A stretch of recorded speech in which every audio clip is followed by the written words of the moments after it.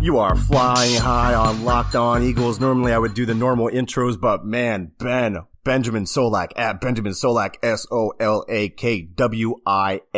What is happening, brother? Mike, tell me what it's like to hate the team for which you really root and not believe in them in the playoffs, because I want to know what that's like. Me, I'm a believer, Mike. I'm an optimist. I have faith in the men in Midnight Green, and I believed in the home team. They came out with the victory, and you know what? They not only did they come out with the victory, Mike, they also came out with the victory following the game plan lined out to them by Locked On Eagles. So you're welcome, Doug Peterson. You're welcome, coaching staff and everything. But so I'm just curious, how does it feel to pick against the Eagles again and be wrong again? Because like I said, it was a reverse thing I had going on there. You understand how that works. So look. Man, yeah, definitely. 15-10 is your final. The Eagles defense holds up in a crazy, ugly game up to that point. I mean, dude, I don't know about you. I was sweating bullets for that thing. I was pacing around the living room. I mean, I don't even know what to start. What do we start with? Where do we start with this beautiful game? Let's just, I want to just fire off happy things. Let's fire off happy things. Let's fire off first playoff win of Howie Roseman's tenure as the GM of the Philadelphia Eagles. Boom. Obviously, there's the stint in the middle and everything like that. But how about Howie, who comes in very little personnel experience, really rough with personnel for his first few years there as the GM, has the Chip Kelly fiasco, gets back in the seat, brings in a guy like Joe Douglas, incredible moves this offseason to bring the team together, one of which being, and we've seen him, he did this with Chase Daniel a couple years ago, he did it with Nick Foles again, going out and spending money to get a backup quarterback who is like a fringe starter, who has talent. He's not just a camp body, and he has knowledge in the system. That move, among so many others, created a team with 22 players on it, 11 offense, 11 defense, and you have the special teams, right? But all the different players, even beyond Carson Wentz, that enabled them to go out and win this football game. To me, this is a huge boon for Howie. This is a big gold star on his resume. The fact that he put together a team that was able to win a playoff game when its starting star quarterback went down. Fantastic stuff. So happy for Howie Roseman. First playoff win for the Philadelphia Eagles under his tenure. Yeah, I agree, man. And boy, it was a wild ride. We thought, one of the paths to victories for this was to get the ground game going. And we talked about it on the preview show, right? Where the first down runs were an issue for the Eagles once Foles became the starter. And look, that really didn't change. We had 9 runs of 1 yard or less on first down. We put Nick Foles into some bad spots. In the first half, it looked bad for him up until the end of the first half, where with 1 second left, Alshon Jeffrey jumps off the inactive list, apparently, and gets involved with the game and sets us up for a Jake Elliott field goal to put it within 1 point at the end of the half.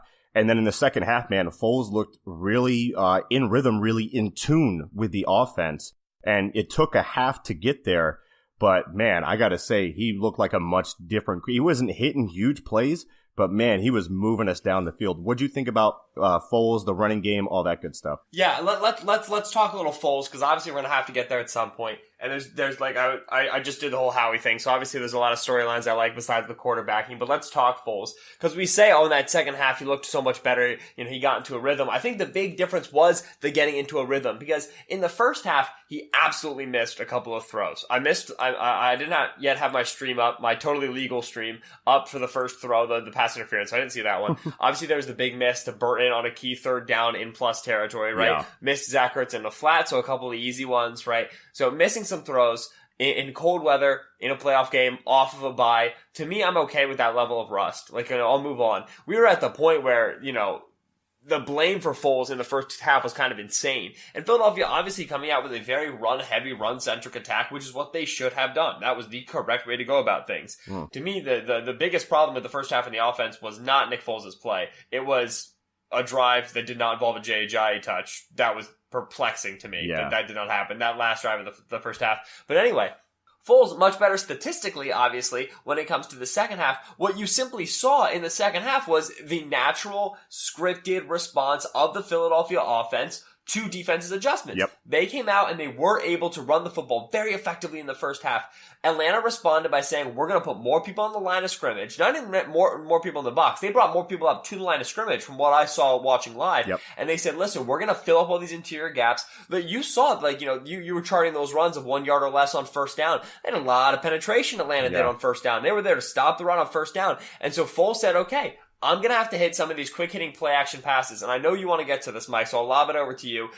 Quick hitting play action passes, Mike. You might have heard them called something else on the broadcast, but these are quick hitting play action passes, occasionally an RPO as well. I know you were pissed. Go ahead and talk to me about RPOs. Okay, so RPO, which also stands for run pass option, which if you watch that broadcast, you didn't need me to mansplain that to you. Because, oh my God, they must have explained that. Within 10 seconds, you say RPO, you say run pass option, right? Chris Collinsworth. 10 seconds later, does the same thing. You don't have to explain it to us. The Eagles run more RPOs than any other team in the league. It's not even close. And they were clicking for us. And then sometimes, you know what?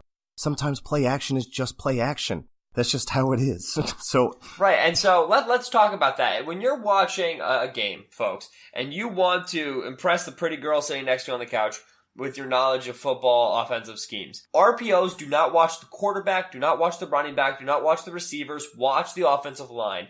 Really the most surefire way you can watch, this is like 95% of the time it'll work. Most surefire way you can tell if a team is running an RPO, you watch the offensive line. If they run block, then you go and you turn to the wide receivers. If they look like they're running very legitimate live passing routes, not just like, oh, it's play action, let me run a go route to distract you because I'm not blocking you, right? But like a quick, 3-step slant or a quick like 6-step turnaround, right? Like a real legitimate pass that would be open, hypothetically. That's an RPO, right? If the offensive line is run blocking and then the quarterback throws the football off play action, that was an RPO. So often in Philadelphia's offense, you'll see a pass blocking offensive line, play action, and then just a quick hitting pass. That's existed, that's been forever. That is a very regular offensive deployment. It has the same effect as an RPO, and as a matter of fact, pat myself on the back here a little bit. When Foles went in as the starter after the Rams game, there was the big narrative, oh, he can't execute the RPO offense that Philadelphia runs. And I wrote a post for Bleeding Green Nation about Foles that said, no,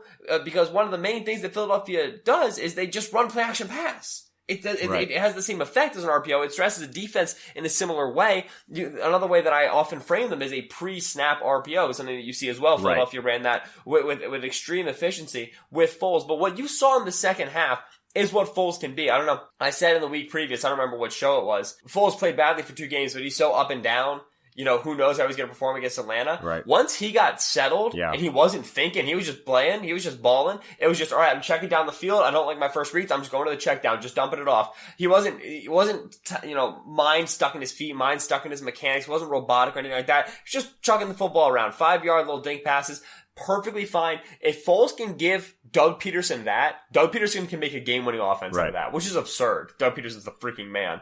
But that was wonderful offense by Foles. Speaking of Dougie P being the man, he coached Dan Quinn out of the building, and Steve Sarkisian, outside of scripted plays early in the game, was god-awful for the rest of the game. He was bad, and he was nutless. Doug P will let him hang. Dan Quinn seems super conservative on like 3rd and 13 when they're down a score or whatever the case may be. Just did not look up to the task of being, they looked snake bitten. They looked like a snake bitten team that didn't want to take any chances, and the Eagles were out there to do it. And look, the Eagles started off bad. You had the pass interference, and then you had the Ajayi fumble, which probably cost us some points. And then later on, we give Atlanta a free possession, which turns into a lead for them after the punt hits off a couple of Eagles players, or just one Eagles players, however you saw it. That put us in a bad situation to start. But, then we drive down the field and Blunt is able to get in there on a G kick where we seal in the contained defender and all that good stuff. And once we got that offense rolling, there wasn't a whole lot that Atlanta can do. It was more about us shooting ourselves in the foot throughout the game, and the execution, for instance, in the red zone with the fumble for Corey Clement when Nelson Aguilar was coming through on the jet motion and all that stuff. Yeah. We hurt ourselves more than Atlanta hurt us. And I didn't really expect the game to go that way for the entirety of it, because, look, this is a Falcons team that has been there before. And to have a Eagles team missing their starting quarterback in Carson Wentz, and that come out here, out-coach you, and then still stick around in the game after some big time blunders was, I mean, that's incredible. That's a sign and a signature of this team, of their mental toughness. Oh, absolutely. And Mike, I mean, if I were to sit you down on Friday and be like, hey, Eagles fumbled the ball 4 times, one of which is inside of their own 2-yard line. It looked like the Chicago Bears game, only it was against a good team. Yeah, they lost a turnover battle 2-0. Yeah, that's wild. And they won the game. They gave up 10 points of the game, and they gave up 10 points off turnovers. Yeah. If a drive did not start in a turnover, this defense did not give up points. Right, absolutely huge. And you alluded to it. Let's hash it out a little bit. I'm sorry, I've done this a couple times now on this podcast. Promise it's the last one. We talked about what healthy Steven Wisniewski was going to do for this offensive line. Game changing. Yeah. Game changing. And quick shout out, Big V, bad pass rep on one of the first drives, gave up a sack. In the running game, Big V was doing fantastic. They were quite well running the ball off the left-hand side, which is really wonderful, because that right-hand side is their stronger side. They were running the ball really well on the left-hand side, which is very promising for the future. Yeah. But Wisniewski and Kelsey all game long were deadly working together on the little Aguilar, little counter draw out of the single T formation. Yeah. Right? Beautiful, or single wing, excuse me. Wing That's formation. all Wisniewski and Kelsey, with Lane Johnson pulling. There was that screen to Ajayi on a third down that began that 7-minute long drive that went through the fourth quarter. Where Wisniewski caught Wisniewski two bodies. That was beautiful. Wisniewski was murdering people all game long. Steven Wisniewski, number one, should be in Philadelphia for the long term. Yeah. No, that's number one. I believe he's currently got maybe another year or something like that. He's obviously on a very cheap deal right now. They should be looking into keeping him for the next easily 2 to 3 seasons. And then Jason Kelsey. We heard so much about Deion Jones and the athleticism of the linebackers coming into the game. And we talked about it. We said, you have right now an offensive line that can match the athleticism of the Falcons linebackers. And probably selective memory, I cannot think of a rep where Deion Jones beat Jason Kelsey, right, either in space or up in the middle or up down the gut. And I'm sure I'll be able to find one when I go back through the film. But the fact of the matter remains that the Eagles offensive line, huge game. I said it on Twitter. I know we usually do game balls at the end, Mike. My game ball is going to Steve Wisniewski. I like it.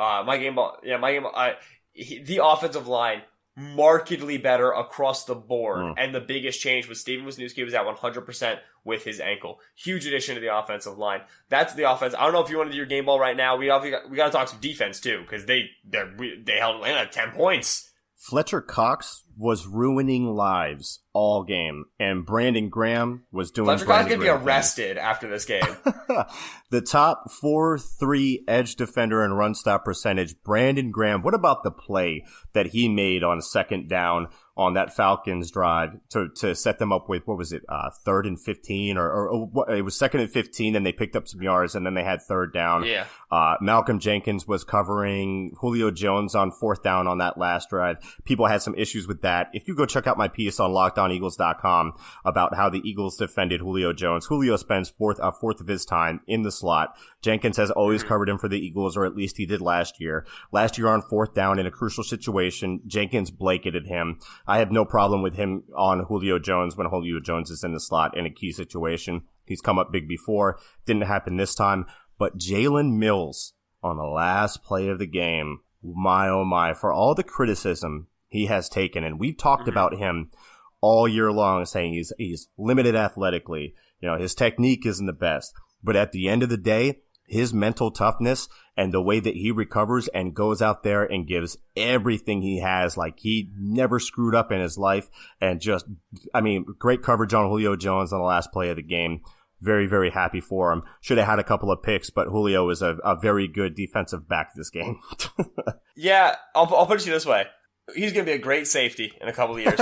He's like not, he's, I still, he's not my favorite dude. He's not my favorite cover corner. He still made a few mistakes, but yeah, Jalen Mills, I mean, he's given, the pregame hype talks in the secondary huddles before playoff games, talking that huddle includes Malcolm Jenkins and includes Rodney McLeod, includes Patrick Robinson. We're talking veteran players who have been here for a hot second. You know what I mean? Yeah. He was one of the biggest voices about, we're home underdogs. How about Lane Johnson, the dog mask, home dogs? Yeah. He puts the dog mask on and walks out of the stadium. Oh, that was huge. I loved that. But, Jalen Mills, heart and soul, man. You gotta respect the guy who fights like that for Philadelphia. You love it a lot. My guys, Michael Kendricks, Nigel Bradham, Dannell Ellerbe, the linebackers, first drive, which, if you remember, Atlanta ran the ball very effectively on their first drive, straight down the field, right? This was after the fumble.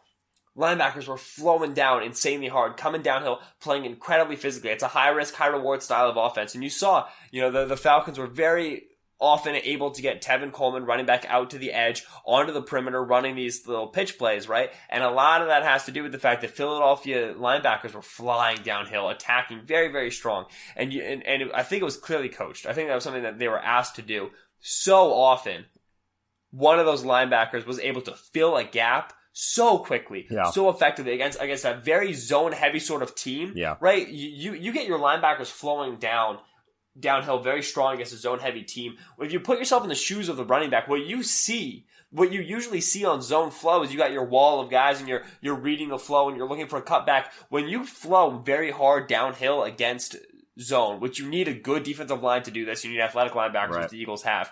You disrupt the entire image for the running back. Again, if you can put yourself in the shoes of the back, what you see is completely different now because there's so many different bodies. You're cut off from the angles that you usually get. Zone flow is a very finely tuned machine. Eagles just chucked themselves at it. They just threw it into a wood chipper, and it was fantastic. Devonta Freeman, who's the primary zone runner for Atlanta, non-factor. Non-factor. Yeah. Primary back for a run-centric offense, non-factor in the playoffs. And we talked about this with Eric Robinson.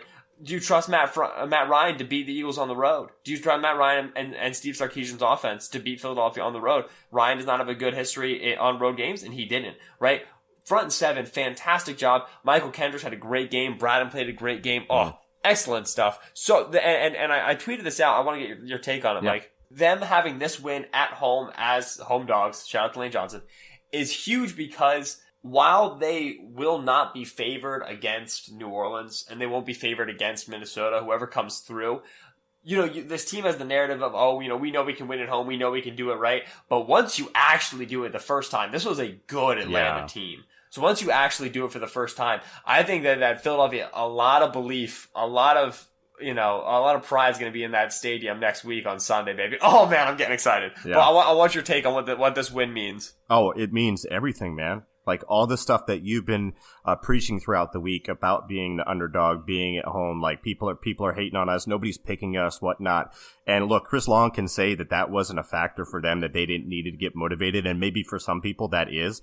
But then when you start using that as a rallying cry and you have demonstrable proof of it, I think that's big for the team psyche. I mean, and they believe that no one can beat them no matter what the odds are. That's huge for them. And they're going to be a team that, I mean, now that we're over this hump, I feel like gets back to having fun and really just going out there playing their butts off. And it's a fun vibe, dude. I mean, did you see the locker room after the game?